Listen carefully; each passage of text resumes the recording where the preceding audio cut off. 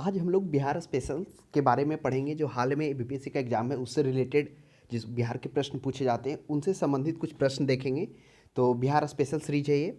इसमें हम लोग वो देखेंगे कि जो प्रीवियस ईयर का प्रश्न है उसे भी हल करेंगे तथा जो आने की संभावना है उस पर भी हम लोग चर्चा करेंगे। तो पहला प्रश्न है, बिहार के प्रथम मुख्यमंत्री कौन थे? यह जो प्रश्न है यह 66वां बीपीएससी का प्रीवियस ईयर का वो पूछा हुआ है, उसी के आधार पर हम लोग आने वाला प्रश्न का भी गेस करते हुए चलेंगे। तो बिहार के प्रथम मुख्यमंत्री हैं, वो ऑप्शन में है श्री कृष्ण सिंह, सतपाल मलिक, नीतीश कुमार और राबड़ी देवी। देखिए, नीतीश कुमार, राबड़ी देवी ये तो पहले मुख्यमंत्री रह चुके हैं और नीतीश कुमार तो वर्तमान में भी, सतपाल मलिक यहाँ के राज्यपाल भी रह चुके हैं बिहार के। लेकिन जो श्री कृष्ण सिंह के बारे में बोला जाता है, यह क्या है?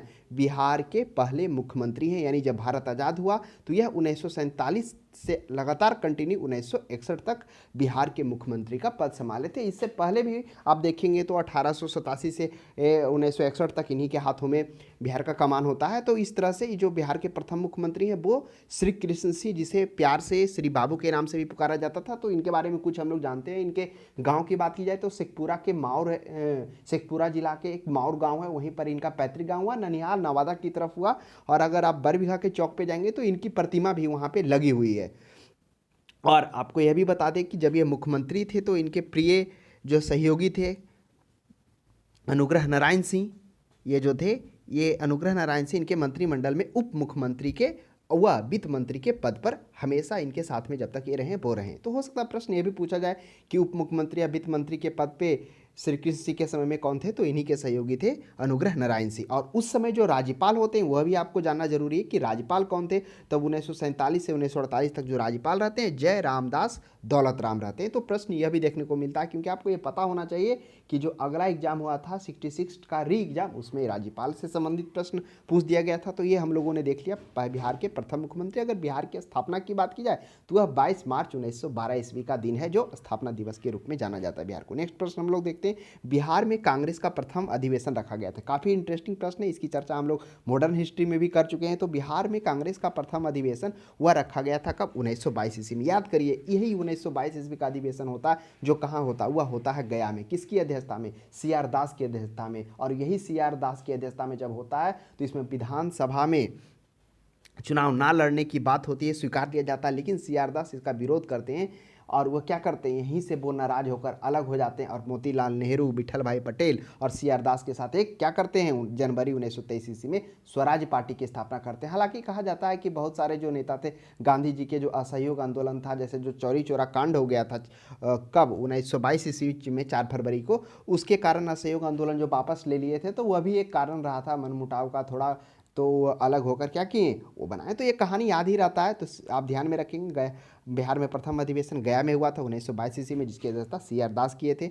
नेक्स्ट 28 में देखेंगे, जयप्रकाश नारायण को कौन सी उपाधि दी गई? अब हम लोग जानेंगे जयप्रकाश नारायण कौन थे, इनकी भूमिका क्या थी बिहार में।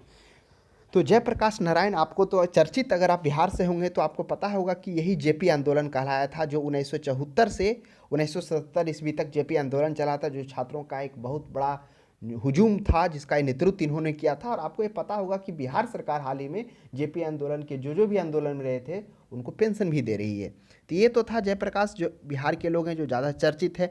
तो अगर बात की जाए तो जयप्रकाश नारायण को जाना जाता तो इंदिरा गांधी के विरुद्ध 1970 ईस्वी में विरोधी पक्ष का नेतृत्व करने के लिए इनको जाना जाता है, क्योंकि ये इंदिरा गांधी के पदच्युत करने के लिए उन्होंने संपूर्ण क्रांति नामक आंदोलन भी चलाया था, जिन्हें लोकनायक के नाम से भी जाना जाता है। और आपको पता होगा कि इनके मरने प्रांत जयप्रकाश नारायण को 1998 ईस्वी में भारत रत्न दिया गया था। भारत का सर्वोत्तम पुरस्कार सर्वोत्तम रत्न दिया गया था, भारत रत्न। फिर 1965 ईस्वी में मैग्सेसे पुरस्कार से भी इन्हें सम्मानित किया गया था। आपको पता होगा इन्हीं के सम्मान में दिल्ली में तो ये लोकनायक जयप्रकाश अस्पताल भी है। बिहार में 18 मार्च 1974 से 1977 तक जेपी आंदोलन के में मुख्य भूमिका जयप्रकाश नारायण की रही थी। तो ये थे जयप्रकाश नारायण। तो इन्हें लोकमान्य के नाम से जाना जाता है। ऑप्शन सी में लोकमान्य है और लोकनायक है। तो लोकमान्य तो बाल गंगाधर तिलक को जाना जाता है, लेकिन जयप्रकाश जी थे तो लोकमान्य होगा, लोकनायक हो जाएगा। तो चीज़ों को ध्यान रखना है। चलिए नेक्स्ट आते हैं 29 में, बिहार का स्थापना कब की गई? तो बिहार की स्थापना कब की गई? तो बिल्कुल डेट के साथ आपको ध्यान होना चाहिए कि जो इसकी स्थापना है 22 मार्च 1912 ईस्वी को की गई थी। तो थोड़ा सा हम लोग जान जाते हैं, बिहार की चर्चा आ गई तो बिहार की पूरी जनसंख्या की बात की जाए तो आपको पता होगा ना, ये तीसरे नंबर पर है। पहला नंबर पर कौन था? यूपी था। सेकेंड नंबर पर कौन था? सेकेंड पर था महाराष्ट्र शायद था। और तीसरे नंबर पर है बिहार है, जिसकी जो जनसंख्या है 10,40,99,452 है। और बस जिसके जस्ट नीचे 9 करोड़ समथिंग के साथ पश्चिम बंगाल था, है ना। तो हम लोग जब जनसंख्या पढ़े थे तो वहाँ भी चर्चा किए थे। तो इस तरह से 10,40,99,452 के साथ बिहार की जनसंख्या, अगर बिहार बात की जाए तो पूरे जो क्षेत्रफल के अनुसार जो बिहार का स्थान है वह 12वां स्थान है। तो यह भी ध्यान में रखेंगे। और इसकी आपको पता होना चाहिए कि बिहार में जो है, बिहार से झारखंड कब अलग हुआ, वह 15 नवंबर 2000 ईस्वी को अलग हुआ, क्योंकि पहले झारखंड बिहार में ही शामिल था, लेकिन 15 नवंबर 2000 को यह उससे दक्षिणी हिस्सा उसको अलग कर दिया गया और अलग राज्य झारखंड बना दिया गया।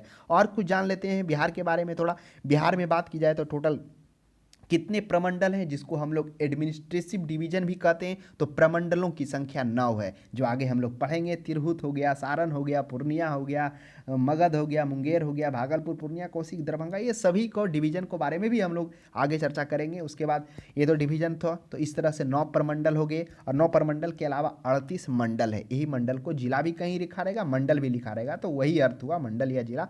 38 जिले हैं। और अनुमंडल की बात की जाए तो टोटल 101 अनुमंडल है बिहार में। और प्रमंडल की बात की जाए, जो प्रमंडल को हम लोग अंचल के नाम से भी जानते हैं। तो ये छोटे छोटे चीज़ें हैं जो कभी कभी क्वेश्चंस में आ जाने पे जानकारी नहीं रहने के कारण गलत होने का चांस ज़्यादा रहता है। तो प्रखंड हो गया या अंचल कहिए तो 534 प्रखंड या अंचल है। और पंचायत पूरे है कितना बिहार में, 8,471 पंचायत है, इतना है। और गांव है टोटल 45,103 गांव में बटा हुआ है। तो ये था बिहार के बारे में कुछ संक्षेप जानकारियाँ। आगे तो और चर्चा होगी। नेक्स्ट देख लीजिए 30 में करा, बिहार में तिनकठिया पत्ती में नील की खेती के लिए भूमि का कितना भाग अमानत रखा जाता था। याद करिए, तिनकठिया प्रणाली बिहार में प्रसिद्ध था। इनका जो संबंध, जैसे ही तिनकठिया का बाद आता है, गांधी जी और राजकुमार शुक्ला का याद करता। किस तरह से राजकुमार शुक्ला अधिवेशन में, कांग्रेस अधिवेशन में जाते हैं और गांधी जी का जो पीछा पकड़ते हैं, वह कहिए कि जब तक वो बिहार नहीं आ जाते हैं, जब तक Gandhi ji my experiment with truth में लिखे हैं कि मैंने जब भारत की धरती पर कदम रखा, उसके बाद मैं चंपारण का नाम भी नहीं सुनता था, जानता भी नहीं था कि चंपारण कोई जगह है। लेकिन राजकुमार शुक्ला के जीत की वजह से आज हमें वह धरती को देखने को मिला। तो मतलब कहिए कि जो गांधी जी आते हैं चंपारण, वह राजकुमार शुक्ला का जिद कहिए, एक जिद होता है। मतलब 2-3 जगह तो गांधी जी उनसे मतलब थोड़ा गुस्से भी हो जाते हैं, इतना जिद पकड़ लेते हैं, लेकिन अंततः उन्हें हार कर वह क्या करना पड़ता है, उनके साथ चलना ही पड़ता, क्योंकि कलकत्ता जाते हैं, लास्ट वाला प्रोग्राम होता है। तो कलकत्ता में 2 से 3 दिन पहले राजकुमार शुक्ला वहाँ पहुँचे हुए रहते हैं और वहीं से बोल लेकर आते हैं, पटना होते हुए चंपारण में उतरते हैं। कहानी अच्छा है, चर्चा हम लोग मॉडर्न हिस्ट्री में भी की, यहाँ भी संक्षेप में हम लोग कर ही लिए।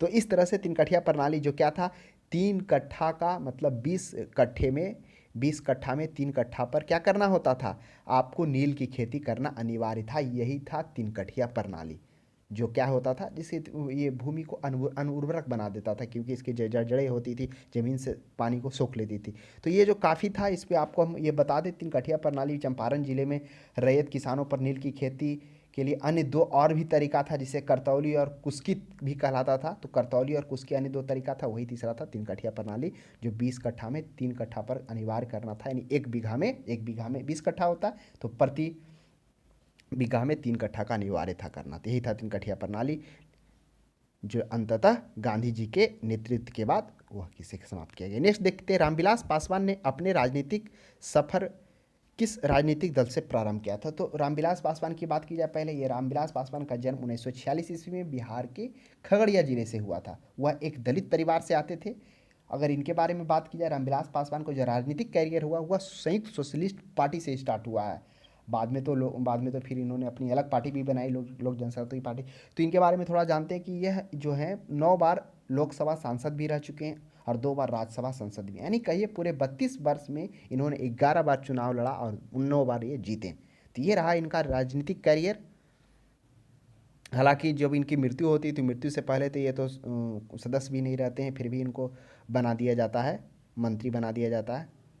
नेक्स्ट देखिए 32 में, बिहार के राजनीतिक स्वर्गीय रघुवंश प्रसाद सिंह पहली बार लोकसभा के लिए निर्वाचित हुए। तो आइए थोड़ा रघुवंश प्रसाद की जी बारे में जानते हैं। रघुवंश प्रसाद जी जो है बिहार के वैशाली जिला, अभी आपको पता होना चाहिए वैशाली किस में आ जाता है, तो वैशाली जो आ जाता है वह तिरहुत प्रमंडल में आ जाता है ना, वही नीचे में देखिएगा, यही वैशाली है जहाँ से गंगा नदी भी होकर गुजरेगी। पूछा जाता कभी प्रश्न, तो मैं आपको ये बता दिए। इधर ऊपर है पश्चिमी चंपारण, नीचे पूर्वी चंपारण, इधर समस्तीपुर, इधर शिवहर, मुजफ्फरपुर, वही वैशाली।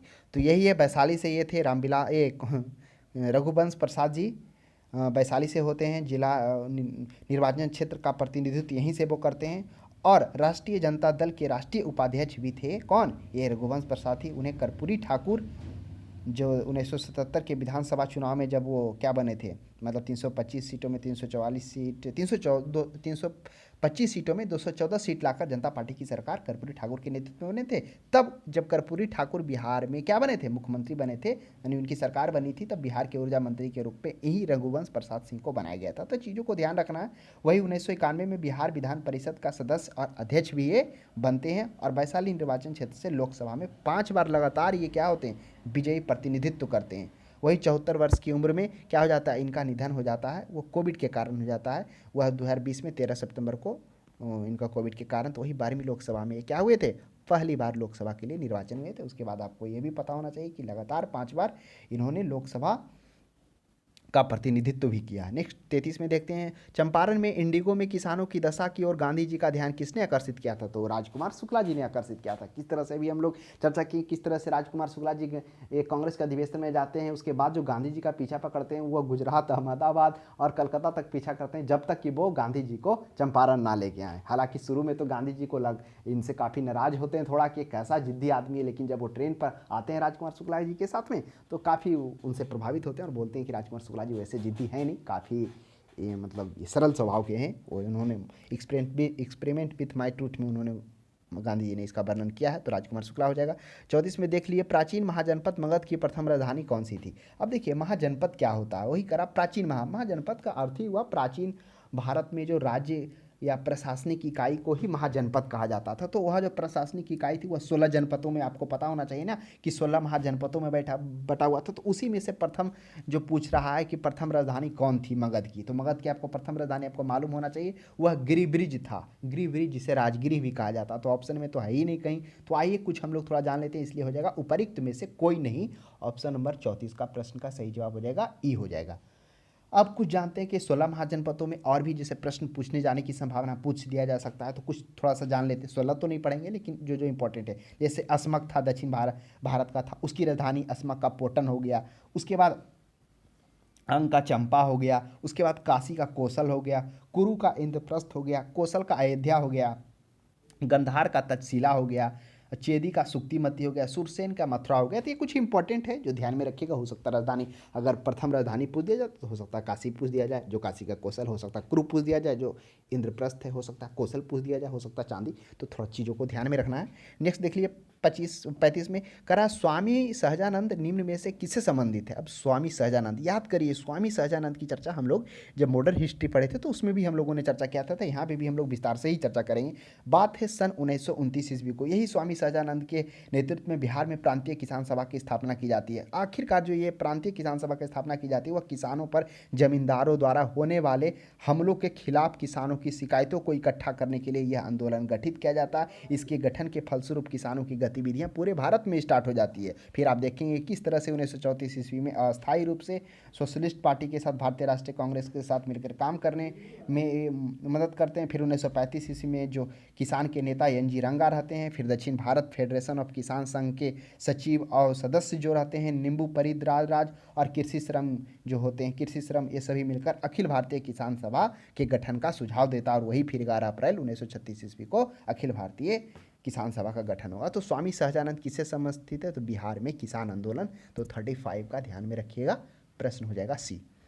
नेक्स्ट देख लीजिएगा 36 में, निम्न में से कौन सा भारत में गांधी जी का प्रथम सत्याग्रह आंदोलन था जिसमें उन्होंने सविनय अवज्ञा का प्रयोग किया था। तो गांधी जी का जो प्रथम सत्याग्रह आंदोलन था वह कौन था, वह था चंपारण था। ये करा सविनय, सविनती रूप से, स मतलब विनय, विनय मतलब विनती करना। वह अवज्ञा आंदोलन का प्रयोग सबसे पहले, अगर भारत में पूछ दिया जाए, अगर पूछता सबसे पहले, तो सबसे पहले तो आपको पता होना चाहिए कि इन्होंने जब साउथ अफ्रीका में रह रहे थे तो वहाँ भी इन्होंने प्रथम सत्याग्रह के रूप में इसका उपयोग किया था। जिस तरह से उन्होंने 1904 में फिनिक्स आश्रम बनाया, फिर टॉल्स टाइम में उसमें लोगों को इकट्ठा कर उन्होंने बताया किस तरह से सत्याग्रह को हथियार के रूप में ग्रहण करने की बात कही। फिर 1906 ईस्वी में भारतीयों के खिलाफ गठित वाल एसोसिएशन का भी उन्होंने क्या किया, अध्यादेश का विरोध किया। फिर 1907 में काले अधिनियम का भी वहाँ विरोध किया। तो लेकिन करा भारत में गांधी जी का जो प्रथम सत्याग्रह आंदोलन था वह चंपारण का था। वही चंपारण जो आपको याद होगा राजकुमार शुक्ला जी के नेतृत्व में जाते हैं, वहाँ पर जो तिनकठिया प्रणाली रहता है नील की खेती करने के लिए, जो अंग्रेजों द्वारा विवश किया था, उसका नेतृत्व करते हैं।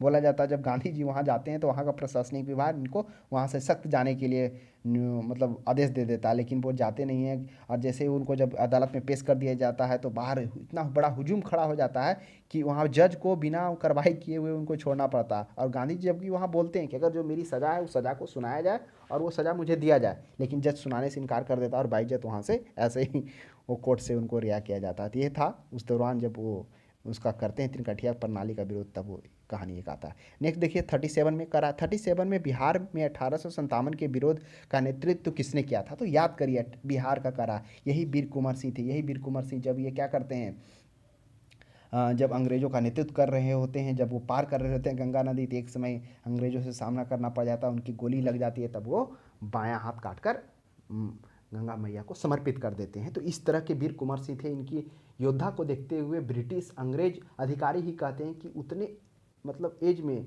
उतने वृद्ध एज में कुंवर सिंह मतलब इतने महान योद्धा, इतने बड़े योद्धा थे कि अगर शायद अगर वो युवा अवस्था में होते तो भारत की हालात कुछ और होती। अंग्रेज अधिकारी ही कहे थे इनके दृढ़ता को देखकर। तो यही अंग्रेज अधिकारी जो 23 अप्रैल को जब ये घायल हो अवस्था में जब कहाँ पहुँचते हैं, ये जगदीशपुर पहुंचते हैं, तो वहाँ पर जो ईस्ट इंडिया कंपनी का जो झंडा रहता है उसे उतारकर भारतीय झंडा लगाते हैं कुंवर सिंह। फिर उनके बाद कुछ दिन बाद इनकी मृत्यु हो जाती है।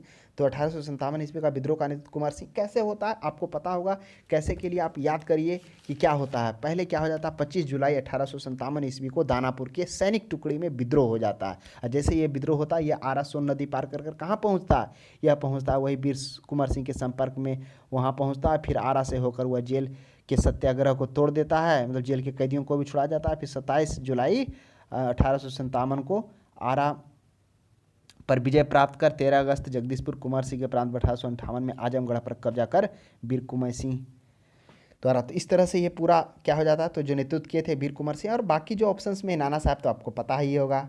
जो नाना साहब कहाँ थे, कानपुर के थे। तात्या टोपे कहाँ थे, तो तात्या टोपे जगदीशपुर के ही थे। हालांकि जब नाना साहब, आपको प्रश्न भी पूछता है कि तात्या साहब को सैनिक टुकड़ी, जब नाना साहब को वहाँ पर तो सैनिक टुकड़ी का नेतृत्व तात्या टोपे को ही देते। आपको पता होगा ना, तात्या टोपे बाद में क्या करता है, ये लक्ष्मीबाई होता, उनको भी सपोर्ट करता है तात्या टोपे। वहाँ भी वो जाता है, सपोर्ट करता है 20 सैनिकों के साथ। हालांकि बाद में जब वो मारा जाती है, रानी लक्ष्मीबाई वीरगति प्राप्त हो जाती है, तो उसके बाद तो दशा ही कुछ अदर, फिर वहाँ से छोड़ के वो निकल जाते हैं झांसी के आगे जो होता है। तो फिर मौलवी अहमदुल्ला का भी कहानी हम लोग जानते ही थे। मौलवी अहमदुल्ला क्या था, ये एक सशस्त्र विद्रोह में सफल, उनका मानना था कि जब तक सशस्त्र विद्रोह सफल नहीं हो सकता, जब तक लोगों को जागरूक नहीं किया जाता। तो पटना, मेरठ, कलकत्ता सही जगह घूम घूम के नाक में दम कर रखे थे ये मौलवी अहमदुल्ला भी, है ना। मतलब यही वो थे जिनको मतलब गिरफ्तार पटना से कर लिया था जब योजना बना रहे होते हैं। तो हालांकि फिर बाद में जब विद्रोही पटना पहुंचता है तो उनको जेल से छुड़ाकर फिर से वो आज़ाद कर दिया जाता है मौलवी अहमदुल्ला का। तो इस प्रश्न का सही जवाब हो जाएगा 1857 का हो जाएगा। वीर कुंवर सिंह ने नेतृत्व किया था। नेक्स्ट देखिए 38 में जनजाति और जिले में निम्न में से जोड़ा कौन सा सही नहीं है। अब जनजाति है और कुछ जिला है। अब संथाल है, ये जो संथाल जनजाति है वह बांका में है, यह बिल्कुल सही है। जनजातियाँ जो है ना, यही जो संथाल का चर्चा हम लोग पहले भी किए थे, किस तरह से इसका एक अंग्रेज अधिकारी था जो चर्चा किया था कि जब तक ढोलक बजते रहते थे तो युद्ध चलता रहता था। ये लगभग महीनों तक युद्ध चला था ना। इस तरह से उसका संथाल का ही सिद्धू कान्हू ने नेतृत्व किया था ना। 60,000 सैनिकों के, 60,000 संथालों को लेकर उसके अंग्रेजों के विरुद्ध वो बनाना चाह रहा था। हालांकि वे लड़ाई टैक्स को लेकर था, कर को लेकर था।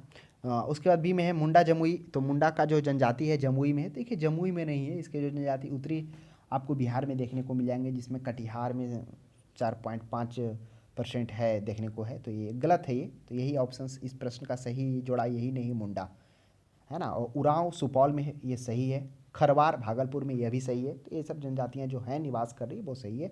लेकिन जो बी नंबर है मुंडा नहीं है, वो कटिहार में आपको उत्तरी भारत में कुछ क्षेत्रों में देखने को मिलेगा, कुछ राज्य में।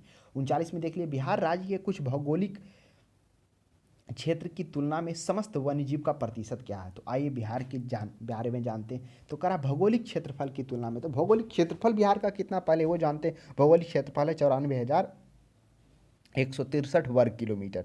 तो ये हम लोग ध्यान में रखेंगे। टोटल भौगोलिक क्षेत्र 94,163 वर्ग किलोमीटर है। उसके बाद जो वन का है वह वन है इसमें 7,288 वर्ग किलोमीटर, यानी 7.74% क्या है यह पूरे भौगोलिक क्षेत्र का इतना वन प्रतिशत। क्या सभी किसी ऑप्शन में 7.74% है? तो बिल्कुल नहीं है। ऑप्शन ए में थोड़ा करीब है लेकिन नहीं है।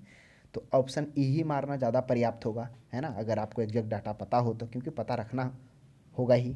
तो ये था हमारा प्रश्न। उसके बाद थोड़ा सा और जानते हैं। जो भारत में जो है मुख्यतः दो प्रकार के, एक गीली लकड़ी के वन मिलते हैं जिसमें बारिश आपको 1206 सेंटीमीटर से ज़्यादा होगा, एक शुष्क पर्णपाती वन जिसमें 120 सेंटीमीटर से कम आपको बारिश देखने को मिलेगा। तो ये था। और सबसे अधिक वन की बात की जाए तो यह भी जानना होगा कि करा समस्त वन क्षेत्र, सबसे अधिक वन क्षेत्र कहाँ आपको देखने को मिलेगा? तो सबसे अधिक आपको कैमूर मिलेगा। कैमूर याद करिए कौन सा आ जाएगा एडमिनिस्ट्रेशन डिवीजन में आ जाएगा, प्रमंडल में? ये आ जाएगा पटना में, क्योंकि आप पटना के नीचे जस्ट उतरेंगे तो भोजपुर बक्सर हो जाएगा, जस्ट उसके नीचे रोहतास और कैमूर। तो वही कैमूर भभुआ में आपको देखने को मिलेगा सबसे ज़्यादा वन, कैमूर और पश्चिमी चंपारण। पश्चिमी चंपारण आप कहाँ जाएंगे? बिहार का आप देखेंगे मैप तो उत्तर और पश्चिम क्षेत्र में यहाँ पश्चिमी चंपारण, जस्ट नीचे उसके पूर्वी चंपारण। यही कैमूर और पश्चिमी चंपारण में आपको ज़्यादा वन देखने को मिलेगा। और न्यूनतम वन की बात की जाए तो सबसे न्यूनतम वन तो जो स्वाभाविक सी बात है, जहाँ क्षेत्रफल ज़्यादा है तो शिवहर में क्षेत्रफल भी उसका सबसे कम है, तो आपको शिवहर में सबसे कम देखने को मिल जाएगा। और उसके बाद शेखपुरा आता है, शेखपुरा में शिवहर शेखपुरा में सबसे कम वन देखने को मिल जाएगा। चलिए नेक्स्ट देखते हैं हम लोग 40 में निम्न में से किस जिले में बिहार का एकमात्र राष्ट्रीय उद्यान स्थित है? तो बिहार का कौन सा एक जिला है? तो वह है मात्र पश्चिमी चंपारण। यही पश्चिमी चंपारण जहाँ पर 1989 ईस्वी में मात्र एक राष्ट्रीय उद्यान वाल्मीकि राष्ट्रीय उद्यान है, जो 1989 ईस्वी में इसकी स्थापना की गई थी। इसमें गैंडा, बाघ, तेंदुआ, काला भालू ये सभी हैं इसमें। तो ध्यान में रखेंगे पश्चिमी चंपारण वही जिसकी चर्चा भी हम लोग किए। और ये कौन सा डिवीजन में आएगा? ये तिरहुत डिवीजन में आ जाएगा आपको। बिहार में प्रवाहित होने वाली निम्न नदियों में से उत्तर की ओर प्रवाहित होने वाली नदी कौन सी है? यानी कि उत्तर की ओर, दक्षिण से उत्तर की ओर। तो देखिए ऑप्शन में आ जाए, ये चारों ऑप्शन में से कोई नहीं है। ये सभी नदियां हिमालय से निकलकर गंगा में आकर मिल रही है, यानी सभी नदियां उत्तर से दक्षिण आ रही है। यहाँ पर रहा उत्तर की ओर, तो आइए देख लेते हैं उत्तर से दक्षिण की ओर नदी। पहले हो जाएगा कौन सा नदी आ जाएगा? पहले आ जाएगा कोसी नदी।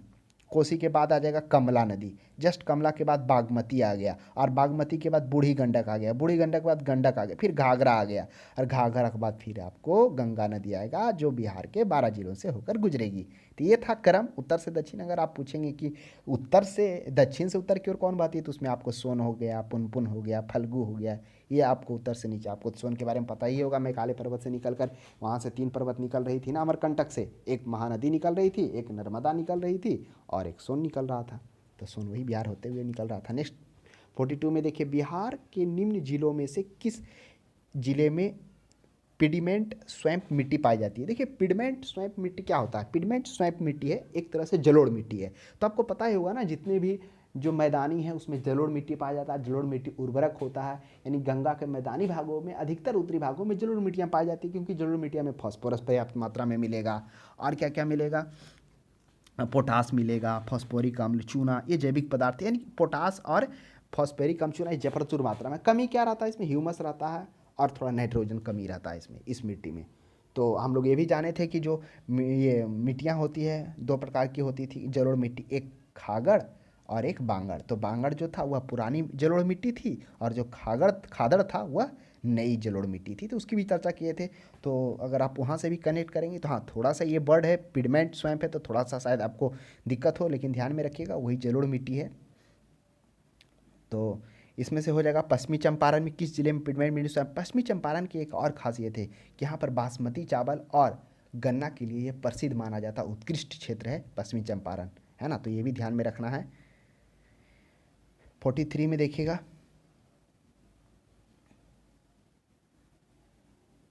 बिहार के निम्न प्रशासनिक विभागीय जोड़ों में से किस जोड़ा गंगा नदी में नहीं बहता? आप देखिए आगे है ना, विभिन्न निम्न प्रशासनिक विभागीय जोड़ा, यानी कि प्रमंडल, प्रशासनिक विभाग वही। तो कितने हैं प्रमंडल? टोटल 9 हैं। चलिए बारीकी से अध्ययन करते हैं कि किस जोड़ा में गंगा नदी नहीं बहती है। पहला है दरभंगा। अब आइए दरभंगा कहाँ है? तो दरभंगा भी एक क्या है? एक प्रमंडल है, एक प्रशासनिक विभागीय जोड़ा, यानी एडमिनिस्ट्रेटिव डिवीजन है। तो दरभंगा के जस्ट ऊपर आप देखेंगे, देखिए इस तरह से, मतलब एक हम आपको बस एक आप इस तरह से हम आपको बना रहे हैं बिहार का मैप। तो ये है है ना। आप यहाँ पर दरभंगा देखेंगे, दरभंगा के ऊपर जस्ट हो जाएगा मधुबनी हो जाएगा, और दरभंगा के नीचे हो जाएगा समस्तीपुर। तो यही समस्तीपुर से होकर आपको गंगा नदी निकलेगी। तो ऑप्शन एक दरभंगा वाला तो सही। अब मुंगेर में आते हैं हम लोग। अब मुंगेर कहाँ पे, याद करिए, मुंगेर नीचे है, ये मतलब यह नीचे। तो मुंगेर के जस्ट अपोजिट में आ जाइए तो लखीसराय हो जाएगा, और जस्ट इसके ऊपर में मुंगेर के आ जाइए तो खगड़िया हो जाएगा, फिर बेगूसराय, और जस्ट इसके नीचे मुंगेर के आ जाइए तो जमुई हो जाएगा। तो ये जम्मू है। तो ऊपर आप देख रहे हैं जो खगड़िया बेगूसराय से होकर गंगा नदी गुजरेगी ही गुजरेगी। तो दरभंगा और मुंगेर इस जोड़े से तो गंगा नदी बह ही रही है, तो ऑप्शन ए सही है। चलिए दो में आते हैं। दो में कर रहा पूर्णिया और भागलपुर। तो आ जाइए फिर से एक बार थोड़ा सा हम लोग संक्षेप मैप पर एक बार चर्चा करेंगे। अब पूर्णिया भी एक प्रमंडल है। अब पूर्णिया में कौन कौन आ रहा है, तो देखिए एक तरह से थोड़ा सा हम आपको मैप संक्षेप में बनाने की कोशिश, है ना। पूर्णिया, अब आ जाइए पूर्णिया में आ जाइए। पूर्णिया आपको यहाँ देखने को मिलेगा। पूर्णिया के जस्ट ऊपर अररिया, अररिया के जस्ट बगल में क्या मिलेगा, ये मिलेगा किशनगंज, है ना। अररिया के जस्ट बगल में किशनगंज, और यही पूर्णिया के जस्ट नीचे कटिहार मिलेगा। यही पूर्णिया आगे आप पढ़ेंगे कि सबसे कम यहाँ पर साक्षरता दर है, मात्र 42% के आसपास। आगे हम लोग इसको देखेंगे। तो यही पूर्णिया है। तो पूर्णिया के जो नीचे हो गया, आप ऊपर क्या देखें, ऊपर देखें अररिया देखें, किशनगंज देखें, नीचे कटिहार देखें। तो कटिहार से तो होकर गंगा नदी बहेगी बहेगी, तो इसलिए पूर्णिया भी हो जाएगा एक जोड़ा। अब भागलपुर डिवीजन में आ जाइए। चलिए हम लोग भागलपुर डिवीजन में चलते हैं। भागलपुर डिवीजन जस्ट इसके नीचे आ जाइए, कटिहार के नीचे। ये भागलपुर हो गया ऊपर ही, और उसके नीचे हो गया बांका हो गया। तो ये भागलपुर डिवीजन से भागलपुर होते हुए गंगा नदी बहेगी ही बहेगी। तो भागलपुर हो गया। अब हम लोग आते हैं डिवीजन तिरहुत और सारण में। आ जाइए। तिरहुत में कौन कौन आ रहा था, ऊपर से आ जाइए, पश्चिमी चंपारण, पूर्वी चंपारण, उसके मुजफ्फरपुर, और जस्ट इसके ऊपर शिवहर, उसके बाद समस्तीपुर, और उसके नीचे शिवहर के नीचे वैशाली। वैशाली से होकर गंगा नदी गुजर ही रही है। चलिए तिरहुत भी हो गया। अब सारण में आ जाइए। अब सारण में कौन कौन हो जाएगा, सारण में, सारण से गुजर ही रही है गंगा नदी। सारण के जस्ट ऊपर सिवान आ गया, और सिवान के ऊपर गोपालगंज। तो सिवान से भी यानी कि सारण से गुजर रहा है। तो तिरहुत और सारण दोनों से हो गया गंगा नदी गुजर रही है। तो चलिए दो दो चार दो छः प्रमंडल के बारे में हम लोगों ने देखा कि किस तरह से प्रमंडल में से एक जिला से वह गुजर रही है गंगा नदी, इसलिए तीनों सही है। अब चर्चा करेंगे चौथा कोसी और मगध पर। अब कोसी क्या है, अब कोसी में आ जाइए। जो हम लोग प्रमंडल पढ़े थे ना, कौन, एक दरभंगा प्रमंडल, इधर पूर्णिया, इसी के बीच में कोसी प्रमंडल है, जो आपको मिल जाएगा। यहीं सहरसा मिल जाएगा, बगल में मधेपुरा और सुपौल। तो ये सहरसा, मधेपुरा, सुपौल जो है कोसी प्रमंडल में, इसमें से गंगा नदी नहीं किसी भी डिस्ट्रिक्ट से होकर बहेगी। और चलिए मगध पे चर्चा कर लेते हैं, क्या मगध से गुजरेगी। तो आप आ जाइए पटना। पटना हो गया, एक पटना प्रमंडल हो गया। पटना के जस्ट नीचे आ जाइए, क्या है, मगध। तो ये हो गया गया, गया मगध, वही मगध गया वाला यूनिवर्सिटी भी जहाँ है। तो गया हो गया। गया के जस्ट दाएं में आ जाइए तो नवादा हो गया। बाएं में हो गया औरंगाबाद हो गया। जस्ट गया के ऊपर हो गया, क्या हो गया, जहानाबाद हो गया, बगल में अरवल हो गया। तो क्या होगा, इस गया मगध से भी गंगा नदी होकर नहीं गुजरेगी।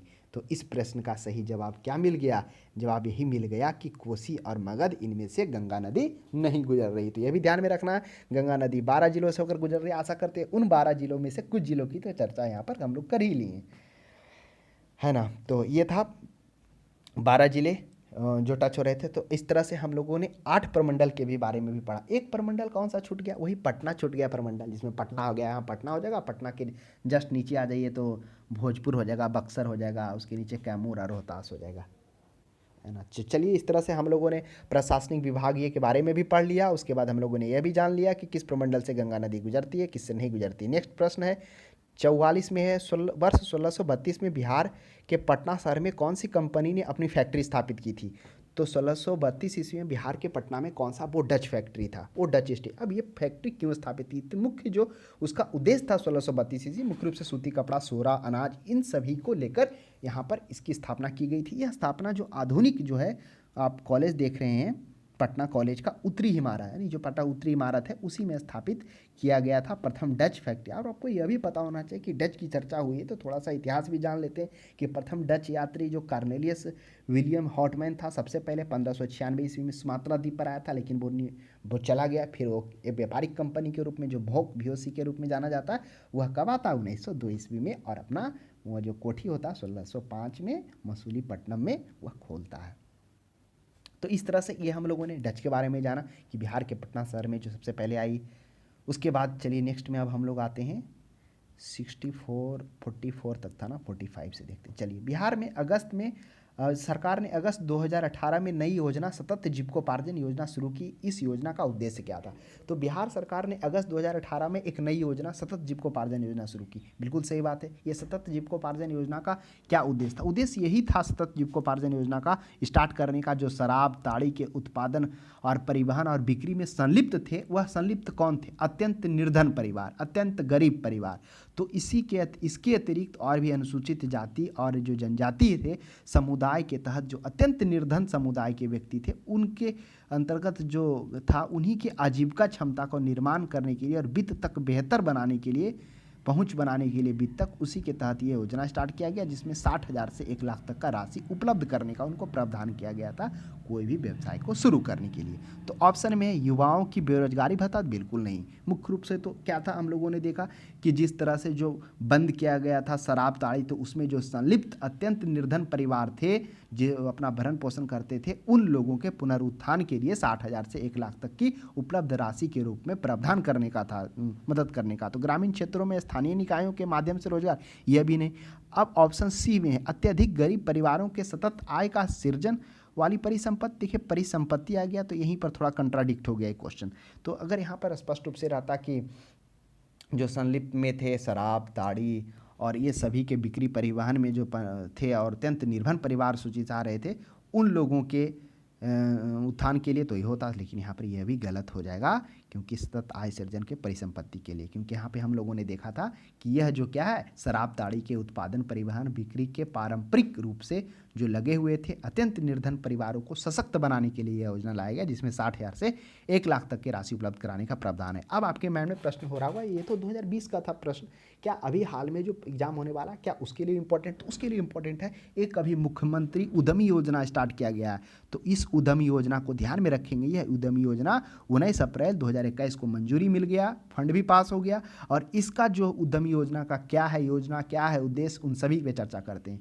यह जो है योजना है अनुसूचित जाति और जनजाति वर्ग के लिए सरकार द्वारा उद्योग स्थापित करने के लिए 10 लाख रुपये का प्रोत्साहन राशि दिया जाएगा। कितना लाख का? 10 लाख का दिया जाएगा, तो ध्यान में रखना है। और उसके बाद उसमें से 5 लाख अनुदान के रूप में दिया जाएगा और 5 लाख पर बिना इंटरेस्ट आपको दिया जाएगा ब्याज, यानी कोई ब्याज नहीं लिया जाएगा। इसको कितने किस्त में चुकाना है? 84 किस्तों में चुकाना है। ये उपलब्ध किसके लिए? क्या बीपीएल के लिए है? तो बिल्कुल नहीं है। यह सिर्फ अनुसूचित जाति और जनजाति के क्षेत्र में आ रहे हैं, उन्हीं को प्रोत्साहन करने के लिए सरकार द्वारा उद्योग स्थापित करने के लिए यह दिया जा रहा है राशि। तो ध्यान में रखेंगे इन चीज़ों को, हो सकता है ये इंपॉर्टेंट प्रश्न बने। तो इसमें से क्या हो जाएगा? 45 का प्रश्न का सही जवाब हो जाएगा, इसमें ई हो जाएगा, ऑप्शन नंबर ई, उपरोक्त में से कोई नहीं। चलिए नेक्स्ट 46 में आते हैं। बिहार सरकार 7 निश्चय योजना निम्न में से कौन सा सम्मिलित नहीं? देखिए जो बिहार का 7 निश्चय योजना है, इसकी शुरुआत हालांकि वह तो किया गया था, कब किया जाता? 2015 में ही किया जाता है, लेकिन 2021 में इसका पार्ट 2 लाया जाता है। वही पार्ट 2 लाने के क्रम में उसमें 7 निश्चय योजना लगाया जाता है। 7 निश्चय योजना जिसमें आर्थिक हल युवाओं का बल दिया जाता है, और उसके बाद आरक्षित रोजगार, महिलाओं का अधिकार, महिलाओं को रोजगार की, उसके बाद साफ पानी, आरक्षित रोजगार के नीचे घर घर बिजली लगातार की बात भी किया जाता है, तो यानी सभी परिवारों को बिजली की आपूर्ति की भी बात की जाती है। फिर हर घर नल का जल भी, साफ पीने का पानी भी किया जाता है। बाल कल्याण का इसमें बात नहीं होती है। 3 तो हम लोगों ने देख लिया, 3 तो उसके बाद चौथा क्या है? हर घर तक पक्की नालियाँ, ये भी इसमें रखा गया था। शौचालय निर्माण, घर का सम्मान, ये भी रखा गया था। अवसर बढ़े आगे बढ़े, ये 7 निश्चय योजना था। नेक्स्ट देखिएगा 47 में, बिहार का प्रति व्यक्ति शुद्ध राज्य घरेलू उत्पाद स्थिर कीमत पर देश की तुलना में कम है। बिल्कुल सही बात है कि जो राज्य का जो उत्पाद स्थिर कीमत है वह देश की तुलना में कम है। तो 2018-19 में क्या था? मात्र इसका 33% था। तो आइए थोड़ा सा और जान लेते हैं कि बिहार का जीडीपी क्या है। बिहार की जीडीपी की बात की जाए तो वह बिहार का जीडीपी है, वह 6,79,473 करोड़, ये बिहार का जीडीपी है। है ना। अगर इस बिहार के सकल घरेलू उत्पाद की बात की जाए 2020-21 में, तो इसकी वृद्धि दर है 2.5% वृद्धि हुई है जीडीपी में। तो हो सकता है ये भी प्रश्न पूछ दिया जाए कि बिहार की जीडीपी में जो प्रतिशत वृद्धि कितना दर्ज की गई है, तो 2.5% दर्ज की गई है। अब प्रश्न उठ रहा है क्या बिहार में जो प्रति व्यक्ति आय है कौन सा जिले का सबसे अधिक है, तो पटना का सबसे अधिक है 1,31,000। दूसरे नंबर पर बेगूसराय 51,441 के साथ। तो प्रथम स्थान पटना है 1,44,000, मुंगेर का 44। तो यही है जो है सबसे कम शिवहर का है 19,000। अगर बिहार के प्रति व्यक्ति आय की बात की जाए राज्य के स्तर पर, तो वह कितना है, वह 50,555 रुपये है। तो ये प्रति व्यक्ति है, तो ध्यान में रखना चीज़ों को। हो सकता है प्रश्न थोड़ा देखने को मिल जाए आपको। तो हम लोग आ जाइए 47 तक हम लोग कर लिए थे, 47 के बाद 48 में आते हैं। बिहार का निर्वाचन आयोग ने कब बिहार विधानसभा 2020 के लिए आम चुनाव प्रेस नोट जारी किया था? तो आम चुनाव बिहार विधानसभा का कब हुआ था? हुआ था 2020 में हुआ था। और 2020 में हुआ था तो आम चुनाव वह कब प्रेस नोट जारी किया गया था? वह जारी किया गया था ऑप्शन नंबर ये 25 सितंबर 2020 को किया गया था जारी। तो चार्ज में रखेंगे। बिहार में विधानसभा सीटों की संख्या कितना? 243 है। विधान परिषदों की संख्या कितना है? तो 75 है, वह भी ध्यान में रखेंगे। और इस 75 में से जेडीयू को कितना सीट है? 28 और बीजेपी का 22 है। हो सकता है कि आपको ये प्रश्न पूछ दिया जाए, क्योंकि विधानसभा तो सब जान ही रहे हैं, परिषद में थोड़ा ध्यान में रखना है कि जेडीयू का 22 है, बाकी बीजेपी का 28 है, बाकी अन्य है एक एक है। हम है, इससे हम का एक हो गया।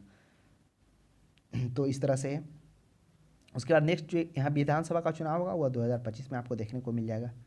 नेक्स्ट चलिए आते हैं 49 में। बिहार सरकार ने 1 अप्रैल 2019 से सार्वजनिक वित्तीय प्रबंधन प्रणाली CFMS, यानी CFMS क्या है? तो चलिए आइए इसके बारे में चर्चा करते हैं। जो बिहार सरकार द्वारा 1 अप्रैल 2019 को अपनाया गया वो क्या है? तो ये भारत सरकार द्वारा सार्वजनिक वित्तीय प्रबंधन प्रणाली के तर्ज पर बिहार सरकार द्वारा 1 अप्रैल 2019 में राज्य के कॉम्प्रिहेंसिव, इसका C का होता है कॉम्प्रिहेंसिव, F का फाइनेंशियम, M से मैनेजमेंट और S से सिस्टम, कॉम्प्रिहेंसिव फाइनेंशियम मैनेजमेंट सिस्टम, यह जो पोर्टल द्वारा वित्तीय प्रबंधन प्रणाली का शुभारंभ किया गया। यह भारत सरकार के सार्वजनिक वित्तीय प्रबंधन प्रणाली के तर्ज पर यह बिहार में भी इसको अपनाया गया है।